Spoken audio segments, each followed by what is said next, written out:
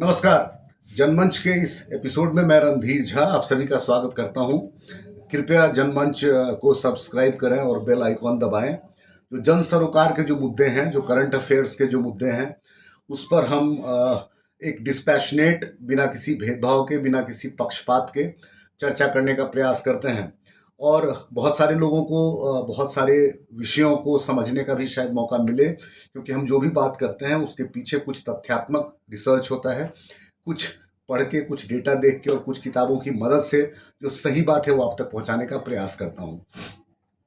आज हम जिस मुद्दे की बात कर रहे हैं वो है इंडो यूएस रिलेशनशिप। भारत और अमेरिका का जो रिश्ता है, ये हम सब जानते हैं कि शीत युद्ध के समय में जबकि अमेरिका और रूस दो धड़ा था, तो हम गुट निरपेक्ष थे। हम दोनों में से किसी धड़े के साथ नहीं थे। भारत फिर भी जो ज़्यादा नज़दीक था वो थोड़ा सा रशिया के साथ था, क्योंकि उनका जो सोशलिस्ट पॉलिटिक्स है उसके चलते हिस्टोरिकली हमारा रशिया के साथ अच्छा खासा टाइप था। हमने अमेरिका की बहुत सारी बातें 60s में 70s में नहीं मानी। अमेरिका बांग्लादेश के बनने के खिलाफ था।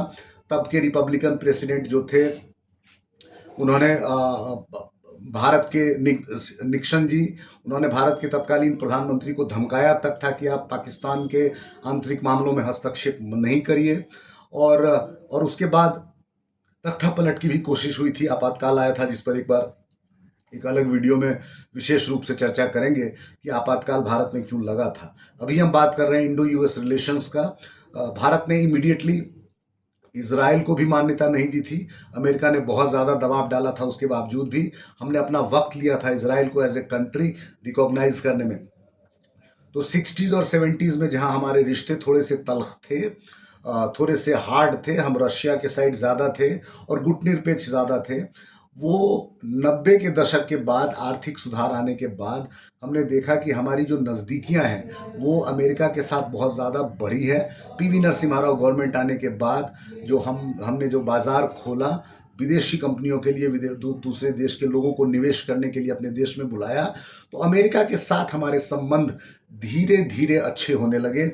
और पिछले पिछले 90 के बाद से लगभग 35 सालों में भारत और अमेरिका दोनों ने बहुत ज़्यादा निवेश किया है, बहुत इन्वेस्ट किया है एक रिश्ते को प्रगाढ़ करने में। तो कोई भी तात्कालिक कारण हो जो देखने में लग सकता है कि बहुत बड़ा विषय है, लेकिन रिश्ते ना ही इतनी आसानी से बनते हैं और ना ही इतनी आसानी से टूटते हैं। तो अमेरिका और भारत का जो रिश्ता है वो थोड़ा सा समझने की बात है। हम दो दो मतलब दुनिया का सबसे सक्सेसफुल डेमोक्रेसी है। अमेरिका है ओल्डेस्ट और इंडिया है बिगेस्ट।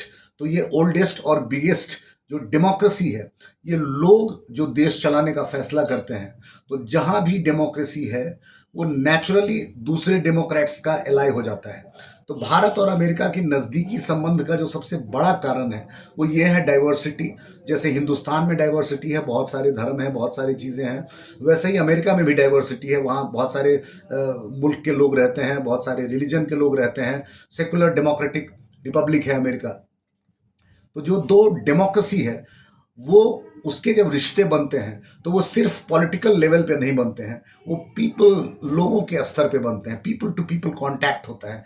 जिस किसी भी देश के साथ पीपल टू पीपल कांटेक्ट बहुत ज़्यादा होगा, वहाँ रिश्ते इतनी आसानी से जल्दी बिगड़ेंगे नहीं और बनेंगे नहीं।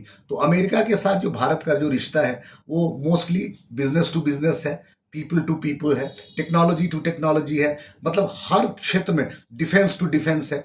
हर क्षेत्र में हम एक दूसरे के साथ पिछले 35 साल में नज़दीक आए हैं। तो जो तात्कालिक जो जियोपॉलिटिकल सिचुएशन है, जो अलग अलग परिस्थितियां हैं, इस परिस्थितियों में ऐसा लग सकता है कि अमेरिकन गवर्नमेंट का जो स्टैंड है वो थोड़ा सा हार्श है इंडिया पे। लेकिन क्या ये जो स्टैंड है वो हमारे इंटरनेशनल रिलेशन को, जो हमारा स्ट्रैटेजिक रिश्ता है, हम कहते हैं कि स्ट्रैटेजिक पार्टनर है हम एक दूसरे के, क्या ये खराब हो जाएगा? तो मुझे लगता है नहीं।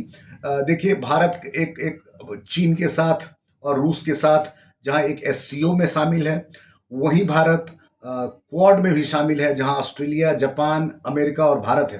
भारत किसी भी गुट के तरफ नहीं है। भारत अपनी संप्रभुता और अपने डेवलपमेंट और विकास के लिए आगे बढ़ता है। यही हाल अमेरिका का भी है, लेकिन अमेरिका क्योंकि अंकल सैम है और दुनिया भर के पॉलिटिक्स पे वो फॉरेन अफेयर्स पे उनके देश का इंटरनल पॉलिटिक्स चलता है, तो उनका इंटरफेरेंस रहता है दूसरे देशों में। हम एक्सेप्ट नहीं करते हैं, हम दूसरे देशों में इंटरफेयर भी नहीं करते हैं, चाहे किसी भी प्रकार की व्यवस्था हो। हमारा गवर्नमेंट टू गवर्नमेंट और पीपल टू पीपल कॉन्टैक्ट होता है। एटॉमिक न्यूक्लियर डील के बाद, जबकि जॉर्ज बुश अमेरिका के राष्ट्रपति थे, उसके बाद से भारत के रिश्ते अमेरिका से प्रगाढ़ हुए हैं। दूसरा जो प्रगाढ़ होने का एक बहुत बड़ा कारण है वो है आईटी, इंफॉर्मेशन टेक्नोलॉजी। अमेरिका की जितनी भी बड़ी अमेरिकी कंपनियां हैं, उसको चलाने वाले, उसके सॉफ्टवेयर इंजीनियर्स, उसकी टीम में बहुत ज़्यादा हिंदुस्तानी लोग हैं। हिंदुस्तान के बहुत सारे लोगों ने जाके अमेरिका में निवेश किया है, अमेरिकन कंपनीज में कंट्रीब्यूट किया है। भारत में निवेश नहीं किया, भारत के लिए सॉफ्टवेयर नहीं बनाया, लेकिन अमेरिकन कंपनीज के लिए काम किया। तो अमेरिका का जो जो जो टेक्नोलॉजी डिपेंडेंसी, एक तरह की टेक्नोलॉजी में वो एडवांस है, लेकिन जो ब्रेन पावर है, जो ब्रेन ड्रेन हमारा होता है, वो अमेरिका में जाके रुकता है, क्योंकि अमेरिका हमारे प्रोफेशनल्स को ज़्यादा बढ़िया बेटर अपॉर्चुनिटी प्रोवाइड करवाता है। तो मेरे कहने का मतलब ये है कि जो रिश्ते हैं, ये सिर्फ तात्कालिक वैश्विक परिदृश्य के हिसाब से इसको नहीं देखा जाना चाहिए। ये दो डेमोक्रेसी का रिलेशनशिप है, और भारत और अमेरिका दो सक्सेसफुल डेमोक्रेसी है, जहाँ पे कि हर 5 साल में, हर निश्चित अंतराल में सरकारें बदलती हैं और लोगों के मत से बदलती हैं। तो लोगों को ये जो सरकार चला रहे हैं, उनको ये बात समझना पड़ेगा कि जो कॉन्टैक्ट है, जो रिलेशनशिप है, वो पीपल टू पीपल है। हम स्ट्रैटेजिक पार्टनर हैं। चीन के साथ हम किस स्तर तक भरोसा कर सकते हैं, क्योंकि हमारे जो भी दुश्मन हैं उनके साथ चीन के बहुत अच्छे संबंध हैं। चीन उनको पूरा हार्डवेयर सप्लाई करता है, हथियार सप्लाई करता है। तो और अभी जो चीन हमसे अच्छा बन रहा है, वो सिर्फ मौके का फ़ायदा उठाने का प्रयास कर रहा है। वो अमेरिका को नीचे दिखाने के लिए भारत के साथ अच्छा रिश्ता दिखाना चाहता है। हमको कितना अवेयर रहना चाहिए, हमको कितना मेंटली प्रिपेयर्ड होना चाहिए कि हम समझें इस बात को कि हम किसी भी गुट में शामिल नहीं हो सकते, और हर देश के साथ, हर गुट के साथ हमारा एक इंडिपेंडेंट रिलेशनशिप है, और जिस रिलेशनशिप से ही हमारे देश का कल्याण है। दुनिया भर में हमारे देश के लोग बिजनेस करें, दुनिया भर के लोग हमारे देश में आके निवेश करें, दुनिया भर के से हम इंपोर्ट एक्सपोर्ट करें, ट्रेड करें, हमारे अच्छे संबंध हो, राजनीतिक संबंध हो, शांति का संबंध हो, यही हमारा लक्ष्य है। तो मुझे लगता नहीं है कि भारत और अमेरिका का रिश्ता जो है वो किसी टेरिफ पे या किसी एक हार्श डिसीजन पे डिपेंड करता है। हाँ, आर्थिक प्रभाव ज़रूर है। अमेरिका ने जो फैसला लिया है 50% टैरिफ लगाने का, वो मतलब वो अनजस्टिफाइड है।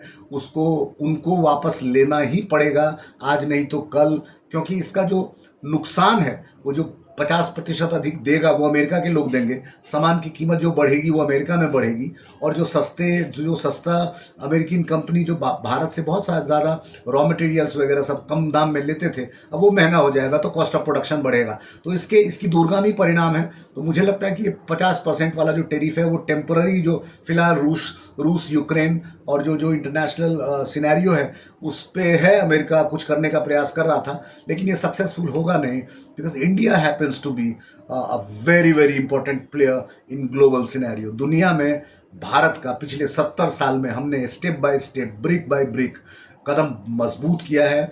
रिश्ते जवाहरलाल नेहरू से लेकर नरेंद्र मोदी तक भारत को लोग एक सक्सेसफुल डेमोक्रेसी मानता है। तो इसलिए any country who wants to grow big cannot dare to ignore India।